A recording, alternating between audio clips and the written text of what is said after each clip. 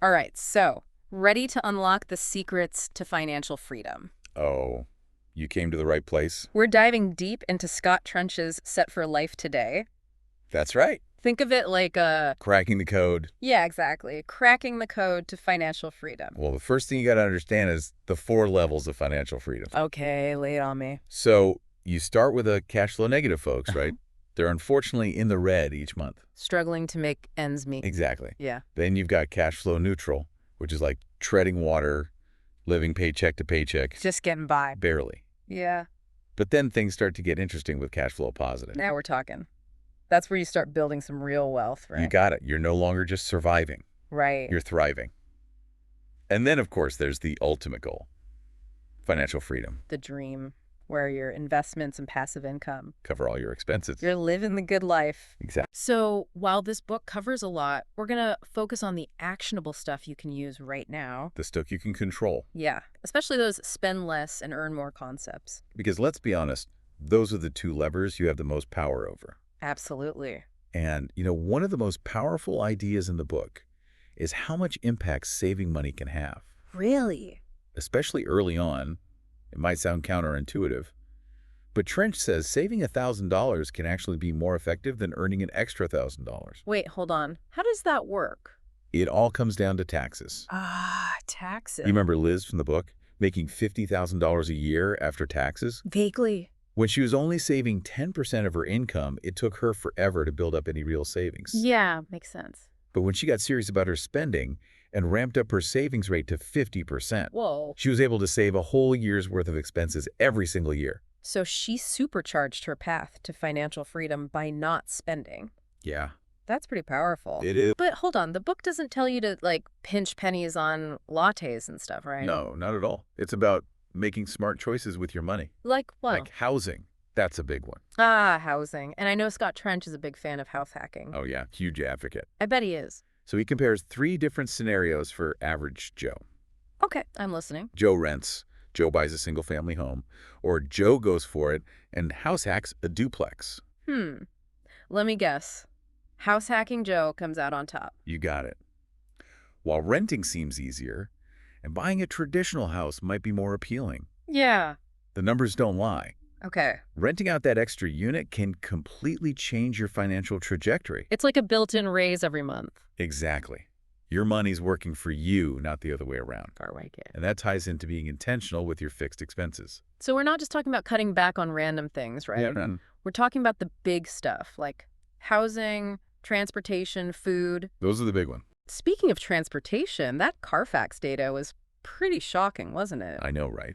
Did you know that a new car loses 10% of its value as soon as you drive it off the lot? Yeah, and another 10% gone after the first year. It's crazy. Think of all that money just disappearing. Gone. It's basically like throwing money away. Yeah. What if you invested that 20% instead? You'd be so much further ahead. You would. Yeah.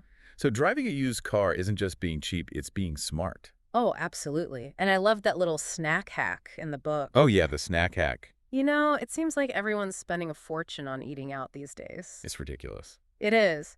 But the book has a great tip to stop those impulse purchases. What's that? Keep healthy snacks like nuts and fruit on hand, Oh, that's a good one. so you're not tempted to hit the drive-through every time you're hungry. Be prepared. Right. Be prepared so you don't sabotage your goals. And speaking of bad habits, we got to talk about that whole life insurance myth. Ooh, yeah, that building cash value thing. Remember Daryl? He was so sure whole life insurance was a great investment. Oh, yeah. But when he finally reached financial freedom and canceled his policy, What happened? well, the fees ate up almost all of his cash value. Ouch. Yeah. So the takeaway here is stick with term life insurance, buy what you need, nothing more. Keep it simple. Exactly. And here's another insurance tip that can save you money: raising your deductibles. Oh, yeah. Once you've got a solid financial runway, that is. Of course, a $3,000 deductible might sound scary to someone living paycheck to paycheck. Yeah, it's a lot of money. But for you, with your comfy cash cushion, It's no big deal. you're self-insured and you're saving money every month. Exactly. Yeah. We won't dive into HSAs today, but those are another tool you can look into. For taking control of healthcare costs. Yeah, for sure. But before we move on to earning more, there's one other thing from the book that really stuck with me. Oh, what's that? The DIY for dollars idea. Oh, I love that one. Trench is really passionate about learning basic life skills. He's all about it. It's like giving yourself a tax-free raise. I love his quote on that. It's not the plumber's job to fix your toilet.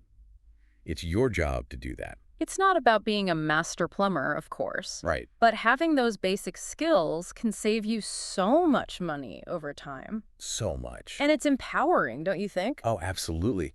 Being able to handle things yourself, Yeah. it's about taking ownership. Not feeling helpless when stuff breaks. Exactly.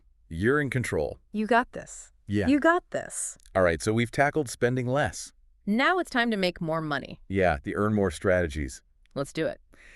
You know, I was a little surprised by Trench's take on side hustles. Oh, yeah. It seems like everyone's talking about those these days. It's all the rage. But he's not a fan. Not really. He actually kind of dismisses the whole second job thing. Really? Yeah, he says side hustles can distract you from the real goal, Which is? making your main job work harder for you or finding a career with more earning potential. So it's about focusing on the bigger picture, not just chasing extra dollars here and there. Exactly. It's about playing the long game. I like that. And I think this connects to his emphasis on learning high-demand skills. Oh, absolutely. He uses the example of Clay, who switched from a dead-end job to software development in his 30s. Yeah. Clay's story is inspiring. Talk about a career change. But he didn't go back to college for 4 years, did he? Nope. He took advantage of those coding boot camps and online courses. Smart. And look, I get it. Not everyone's going to become a software developer. Yeah, of course. But the point is, there are ways to upskill and increase your earning power no matter what you do. So it's about identifying those in-demand skills in your field Right. and investing in yourself. Makes you think, what are the opportunities you might be missing right now in your own job? Ooh, that's a good question. What skills could you learn to make yourself more valuable? Become indispensable. Exactly. Which brings us to another interesting point Trench makes. The corporate trap. Uh-oh, what's that? He argues that a lot of corporate jobs can actually limit your income growth. Really? But they seem so safe and stable. I know, right? But remember Ellie, she was doing well, getting good raises, Oh, yeah, Ellie. but she hit a ceiling. The company just wouldn't let her earn more. It happens all the time. You get comfortable, play it safe. Settle for those small yearly raises. But there's a difference between playing it safe and finding opportunities where your performance really pays off. Like commission-based jobs or performance bonuses. Exactly. Or even equity in a company. So it's not just about working hard, it's about being in the right system. Yeah, a system that rewards you for your effort. I like that. And that brings us to something I found really interesting. Leveraging luck. Luck, isn't that out of our control? Well, Trench breaks it down and shows how you can actually create your own luck. Okay, I'm listening. He uses his own story of joining BiggerPockets as an example. That was a lucky play for him, right? He says that, but then he shares the 3 steps he took to make himself lucky. Okay, First, he got clear on his goals. He knew what he wanted. makes sense. Second, he put himself out there, networking, going to events. You got to create those opportunities. Right. And third, he gave others the chance to make him lucky. What does that mean? Being open about his aspirations, Yeah. sharing his goals with his network. So you never know who might have that connection, that piece of advice. That could change everything. Exactly. It's about building relationships and letting people help you. So it's not just what you do, it's who you know. I like that. Create your own luck. And that mindset's important as we move into investing. Oh, yeah. Investing, that's where it gets really exciting. Because it's not just about saving money. Right. It's about making your money work for you. Building real wealth. So we've talked about spending less, earning more. But now, the real game changer. Yeah, how you invest your money. That's right. And this is where a lot of people get intimidated, I think. Oh, yeah. It can be overwhelming. It can be. But Trench does a good job of breaking it down. He really does. And one of the most valuable things he does is challenge this idea of what actually is an asset. Especially when you're thinking about early financial freedom. Right. Like he talks about those so-called false assets. Oh, yeah. Like your home equity or your retirement account. They look good on paper, But they're not necessarily what you need when you're trying to reach financial freedom early. exactly. Like home equity is great, but it's tied up in your house. You can't really use it. And retirement accounts, You're supposed to wait till you retire. exactly. So the key is to build wealth you can actually use now. Create options for yourself. That's it. Yeah. And that's where things like cash, gold, even cryptocurrency come in. They're stores of value. Right. Exactly. They can protect you against inflation, economic uncertainty. But are they going to make you rich? Well, that's another important point. Understanding investment returns. Okay. It's not just about chasing the highest percentage gains. There's more to it. It's about focusing on what Trench calls materiality. Materiality. Okay, break that down for me. So think about it. A 20% return on $10,000 Okay. is going to have a much bigger impact than a 200% return on, like, $10. Yeah, true. So you got to focus your energy on investments that can really move the needle. The ones that can make a real difference. Exactly.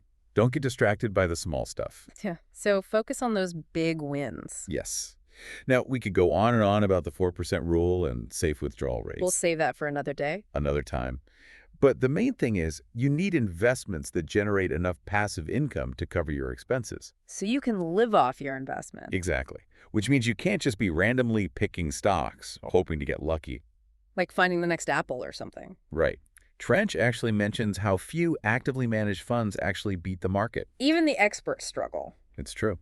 So what's the alternative? What does Trench suggest? Well, remember how we talked about house hacking? Yeah, Turns out he's a big fan of rental property investing. it makes sense. You're using debt to buy an asset that generates cash flow. Plus, it appreciates in value over time. Exactly. And you're building equity with each mortgage payment. It's a win-win. Now, whether you go the real estate route or choose other investments, The key is to be intentional right, understand why you're making those choices. and make sure they align with your goals. Absolutely. And speaking of being intentional, I like how Trench emphasizes tracking your progress. Not just your income and expenses, but your net worth, even your time. It's about taking control of your financial life. Becoming the CFO of you, Inc. Exactly. Even if you don't use a budgeting app, just being aware where your money's going. And how your investments are doing. It's crucial. Okay, so final thoughts.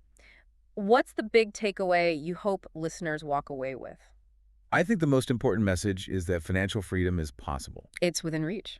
But it takes a change in mindset. It's not about working harder, it's about working smarter. Making smart choices with your money, time, and energy. And sometimes that means spending less to gain more control. I love that. It's about making choices that align with your values and move you towards your goals. One step at a time. And if you're feeling overwhelmed, remember, you don't have to do it all at once. Start small. Change one habit today. Maybe pack your lunch, negotiate a raise, learn a new skill.